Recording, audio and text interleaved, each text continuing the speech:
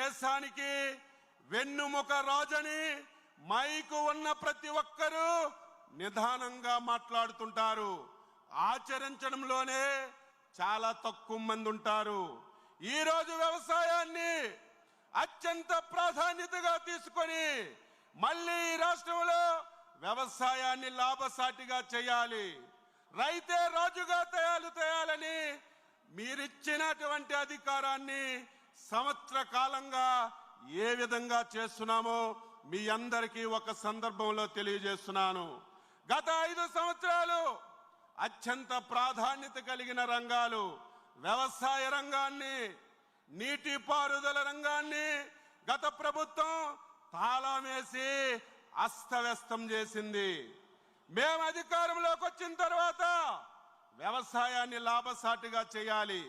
గత ప్రభుత్వం రైతుకి గిట్టుబాటు ధర లేదు, పండిన పంట కొన్నటువంటి నాదులు లేడు, కొంటే 5 మాసాలు 6 మాసాలు డబ్బులు ఇచ్చినటువంటి పరిస్థితి లేదు. మేము అధికారంలోకి వచ్చేసరికి ఈ రాష్ట్రంలో రైతులు ధాన్యం కొని 1600 కోట్లు గత ప్రభుత్వం బాకీ పెట్టిన విషయం గుర్తు చేస్తున్నాను. మేము వచ్చిన తర్వాత 1600 కోట్ల అప్పు తీర్చడమే కాదు, గత సంవత్సరం ఖరీఫ్